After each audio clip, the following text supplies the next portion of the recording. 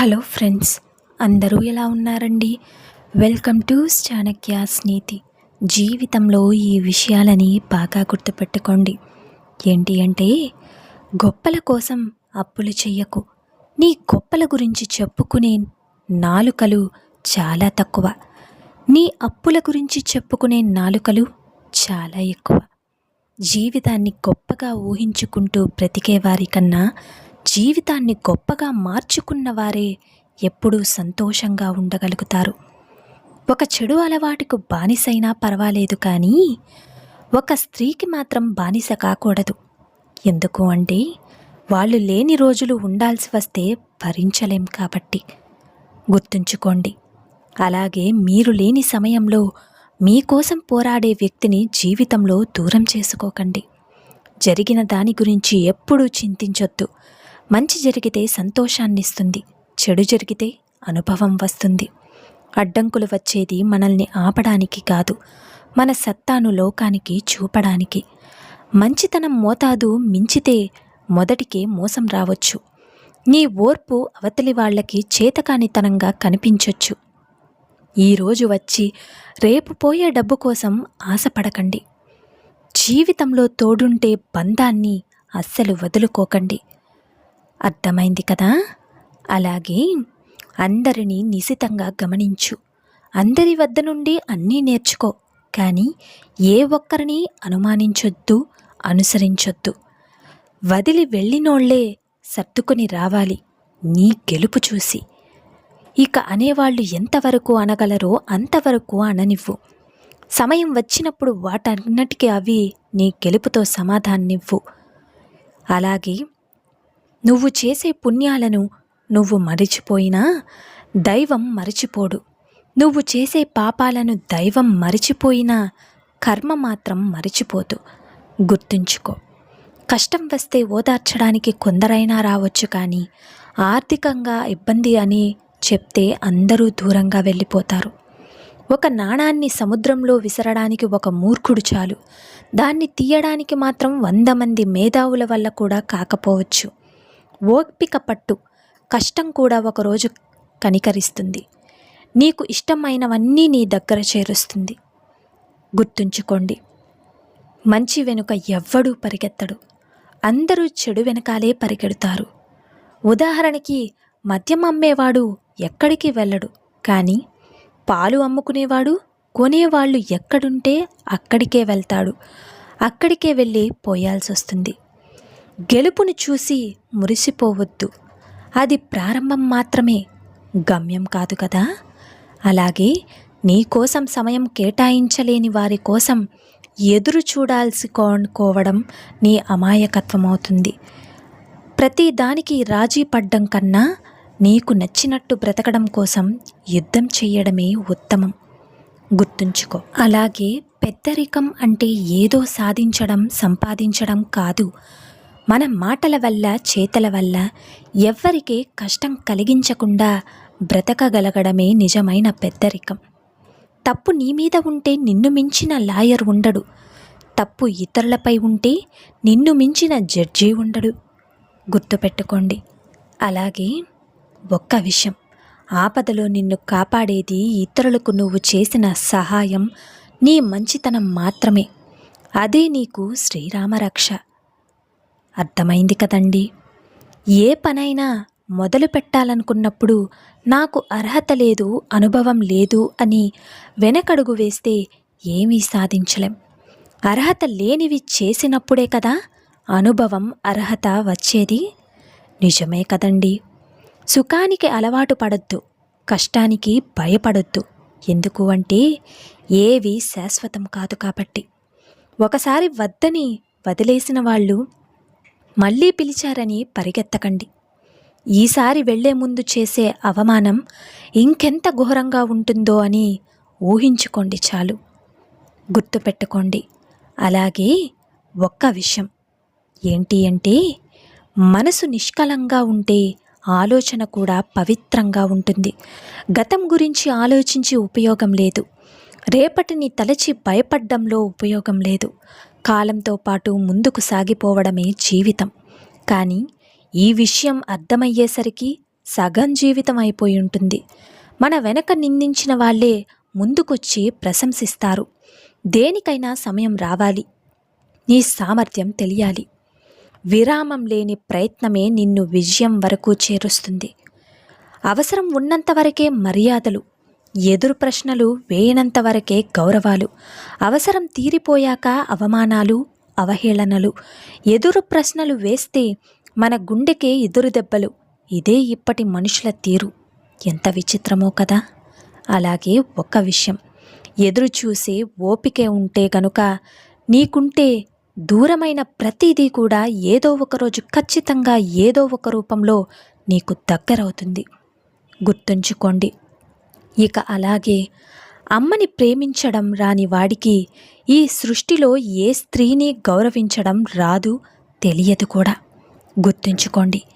కోరికలు కోరే కొడుకు స్థానం నుంచి కోరికలు తీర్చే తండ్రి స్థానానికి వచ్చినప్పుడే తెలుస్తుంది నీ కోరిక తీర్చలేకపోయినందుకు నీ తండ్రి ఎంత కుమిలిపోయాడో అని. నిజమే కదా.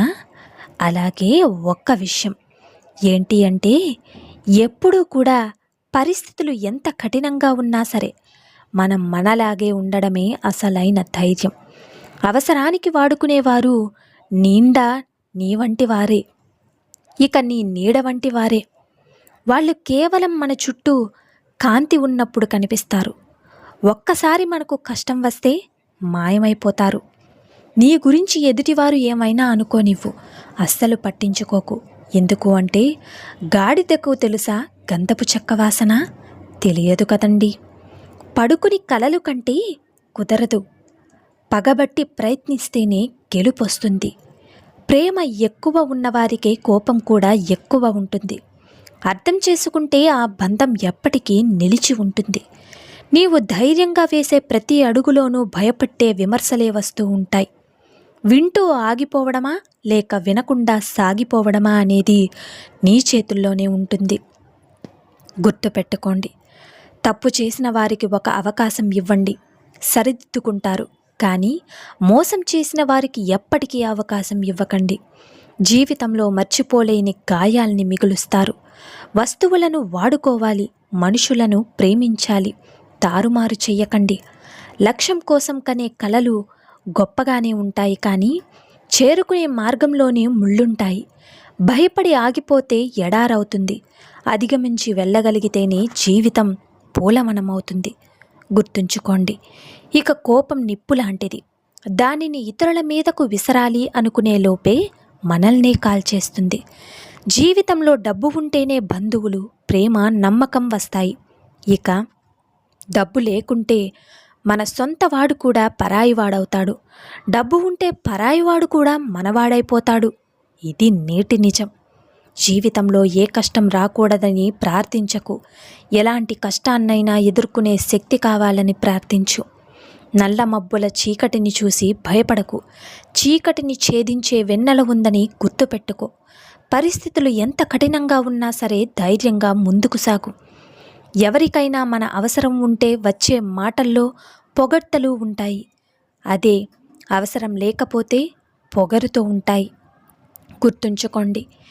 ఇక అలాగే నీవాళ్లే కదా అని విలువ ఇచ్చి మాట్లాడితేనేమో నీకు ఏ అవసరం వచ్చిందో అంటారు. పోనీ మాట్లాడకపోతేనేమో ఇంత బలుపా అంటారు. ఇదే లోకం నేటి తీరు. గుర్తుంచుకోండి. మీ చెడు మీకు చెడు వస్తుంది, కానీ మీ మంచి మీకు మంచి చెయ్యదు. వేలెత్తి చూపించే వాళ్ళెవ్వరూ ఒక్క పూట ముద్ద కూడా పెట్టరు. అందుకే మీకు నచ్చినట్లు బ్రతకండి. అది కష్టమైన, సుఖమైన, బాధైన, సంతోషమైన మీ జీవితం మీది. జీవితంలో శక్తివంతమైన ఆయుధాలు సమయం, సహనం. వాటిని సక్రమంగా ఉపయోగించుకుంటేనే గెలుపు నీ సొంతమవుతుంది. అర్థమైంది కదండి. అలాగే మనకి ఎంత కష్టమైనా, ఆహారమైనా ఎక్కువగా తింటే విరక్తి వస్తుంది. కొంతమంది మనుషులకి కూడా అంతే. ఎక్కువగా ప్రాముఖ్యత ఇస్తే వాళ్ళకి మనపై విరక్తి వస్తుంది. గుర్తుంచుకోండి. విలువ కోసం విలువ లేని చోట ప్రయత్నించడం అంటే ఉన్న విలువలను వదులుకోవడం అవుతుంది. మంచినీరు నింపుకున్న బావి మౌనంగా ఉంటుంది. అదే ఉప్పు నీటితో ఉన్న సముద్రం గర్జిస్తూ ఉంటుంది. అలాగే అజ్ఞాని అరుస్తూ ఉంటాడు, జ్ఞాని మౌనంగా ఉంటాడు. సముద్రపు నీరు తాగడానికి పనికిరానట్టే అజ్ఞాని మాటలు కూడా విలువలేనివే. గుర్తుంచుకోండి, వ్యక్తిత్వం అంటే ఏమీ లేనప్పుడు, ఎవరూ లేనప్పుడు ఎలా ఉన్నావో, అన్నీ ఉన్నప్పుడు, అందరూ ఉన్నప్పుడు కూడా అలానే ఉండడం గెలుపంటే. ఇక అందరినీ తొక్కిపెట్టి పైకెదగడం కాదు, అందరి మనసులు గెలుచుకోవడం బంధమంటే. కలిసున్నప్పుడు కలిసుండడం కాదు, ఇక కష్టాల్లో ఉన్నప్పుడు కూడా తోడుండడమే మంచితనం అంటే. అర్థమైంది కదండి. ఒకరు నీకు చెడు చేసినంత మాత్రాన నువ్వు వారికి చెడు చేయవలసిన అవసరం లేదు, వాళ్ళే చెడిపోతారు.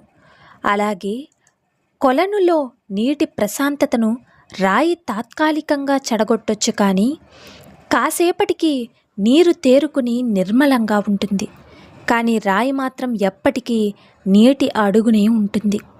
గుర్తుంచుకోండి, నచ్చితే ఎంత దూరమైనా దగ్గరగానే ఉన్నట్లు మాట్లాడుతాం, నచ్చకపోతే ఎంత దగ్గర ఉన్నా దూరంగా ఉన్నట్లు మాట్లాడతాం. మనం మాట్లాడే మాటల్లో న్యాయమైనా ఉండాలి, లేదా నిజమైనా ఉండాలి. తప్పుడు మాటలు మాట్లాడి కప్పిపుచ్చుకుంటే మీ మనస్సాక్షికి జవాబు చెప్పాల్సి ఉంటుంది ఏదో ఒకరోజు. నోటి మాటకు విలువ లేదు. సమాజంలో నీకంటూ ఓ గుర్తింపు మరియు గౌరవాన్ని తెచ్చిపెట్టేవి నీ శ్రమ, సామర్థ్యం మాత్రమే. మీ విలువను ఎవరు గౌరవిస్తారో వారిని అశ్రద్ధ చేయకండి. మీ విలువ ఎవరికి అర్థం కాదో వారిని పట్టించుకోకండి. సో చూశారు కదండి ఇవాళ వీడియో. ఈ వీడియో మీకు నచ్చిందని అనుకుంటున్నాను. నచ్చితే చిన్న లైక్ చేసి మన ఛానల్ ఎవరైనా స్టార్టింగ్ చూస్తున్నట్లయితే సబ్స్క్రైబ్ చేసి సపోర్ట్ చేయండి ఫ్రెండ్స్.